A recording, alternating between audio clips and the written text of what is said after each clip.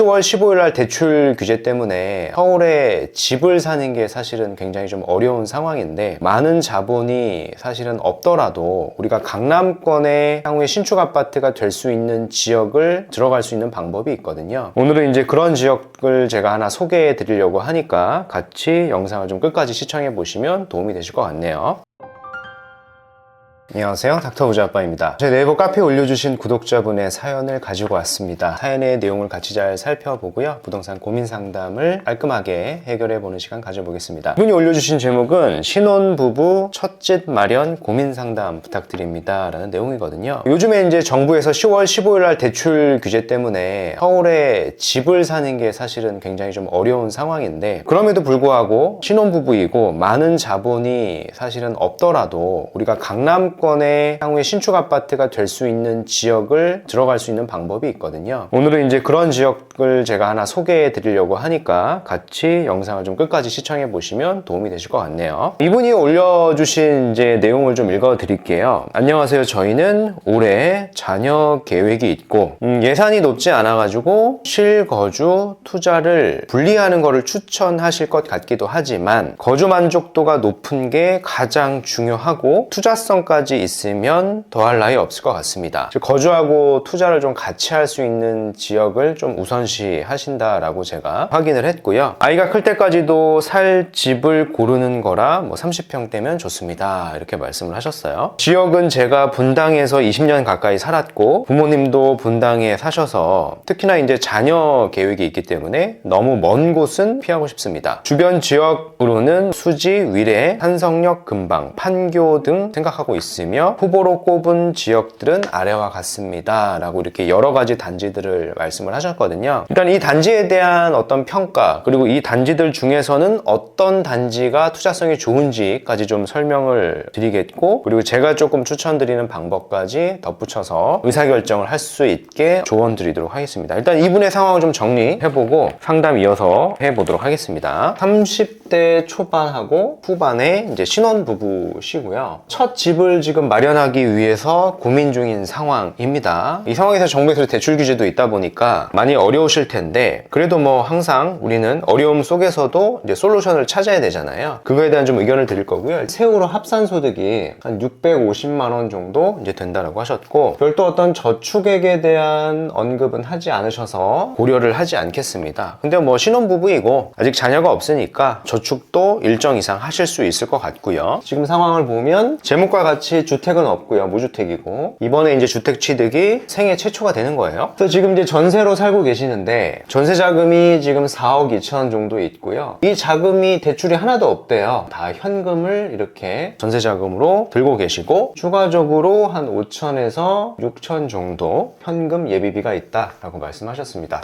한 5억 정도 좀 안 되는 현금으로 어떤 지역을 갈지에 대한 이제 고민 상담이신 거고요. 금액에 대한 목표는 없지만은, 목표는 일단은 30평대 수도권 아파트를 취득해가지고 거주하고 이제 투자로 보고 계신 거예요. 단지를 이제 여러 개 말씀을 하셨거든요. 그 단지 중에 어디가 좋은지 좀 설명드릴게요. 일단은 동천동의 현대홈타운, 그리고 성남의 산성역 포레스티아 이렇게 말씀을 하셨고, 수지의 신정 7단지, 그리고 판교에, 사실 여기는 이제 판교가 아니라 대장동이죠. 대장동 일대 말씀하신 거고, 퍼스트힐 프루지오 이렇게 말씀을 하셨습니다. 한 4개 정도 이렇게 단지를 말씀을 하셨는데, 이 단지들 중에서 거주하고 투자로 보기에 어디가 가장 좋겠냐라고 조언을 구한 거잖아요. 이 지역 중에서 이제 굳이 거주하고 투자를 우리가 한다라고 좀 골라보면은 여기가 가장 좋은 것 같거든요. 산성역 포레스티아. 근데 이제 질문하신 거는 내가 한 10억 정도 내외의 아파트를 사겠다라고 했는데, 여기 이제 10억이 좀 넘어가거든요. 25평도 참고를 좀 하셔야 될 것 같고요. 여튼 질문하셨던 단지 중에는 거주하고 투자로서는 산성역 포레스티아가 가장 거주하고 투자성이 좀 있어 보이는 단지다 라고 정리를 해드리겠고, 아직은 입주하지 않은 데가 이제 바로 옆에 있죠. 지금 공사 중인데 산성역 페리스톤이라는 단지가 있습니다.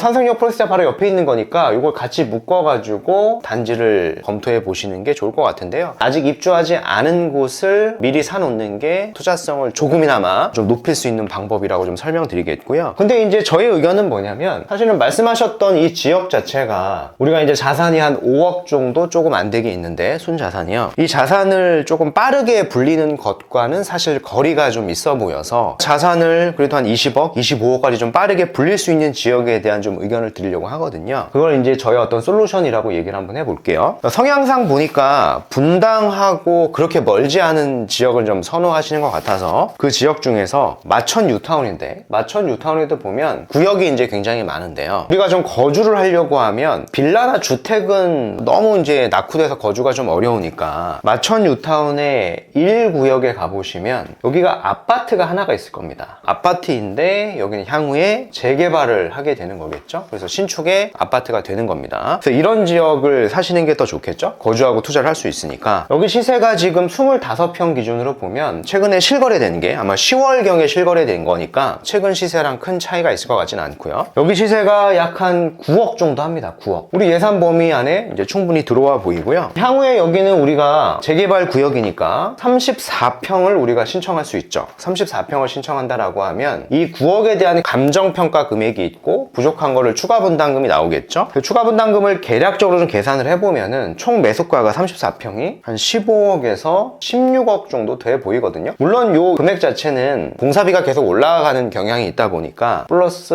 알파로 봐야 되겠지만 현재는 한 15억에서 16억 정도 들어간다라고 볼 때 해당 마천 1구역의 현재 가치는 현재 그냥 해당 지역에 신축 아파트가 있다라는 전제로 봤을 때 최소 34평은 20억이 좀 넘어갈 수 있는 지역이거든요. 그래서 우리가 재개발 구역을 살 때 이 차액을 보통 안전마진이라고 하죠. 4억에서 5억 정도를 이미 벌고 시작을 하게 되거든요. 그리고 추가적으로 해당 구역은 향후에 입주를 할 때 시세를 예측을 해보면 그걸 이제 미래가치라는 표현을 쓸 수 있고, 미래가치는 못해도 25억 플러스 알파라고 볼 수 있는 거죠. 그럼 미래 시세 차익까지 계산해보면 약 10억 정도를 벌 수 있는 선택지가 충분히 있거든요. 그래서 우리는 마천 뉴타운 1구역에 아파트를 거주하고 투자로 보시는 게 말씀하셨던 것보다는 조금 더 우선시 해보시는 게 좋을 것 같고요. 거주하고 투자를 분리하면 사실은 투자성을 더 높은 데도 갈 수 있습니다. 이거는 또 다른 솔루션이 되겠죠. 5억 정도의 시드다라고 하면은 충분히 이제 용산도 갈 수 있고 자양동 일대도 갈 수 있습니다. 한강변 일대를 우리가 갈 수도 있겠죠. 그래서 뭐 투자의 성향에 따라 다른 거긴 하겠습니다만은 여튼 내가 들인 돈 대비 벌 수 있는 투자성을 고려해 봤을 때 제가 우선순위를 정리해 드리면 요게 이제 1번의 우선순위죠. 가장 돈을 많이 벌 수 있는 방법이고, 그 다음 요게 2번 마천 뉴타운 1구역에 있는 아파트를 거주하고 투자를 본다. 그리고 마지막으로 제가 의견을 드렸던 게 어딘가요? 성남에 있는 이 아파트 2개를 보시는 게 좋을 것 같고, 개인적으로는 아직 입주하지 않은 해리스톤을 조금 더 우선시 해 보시는 게 좋을 것 같습니다.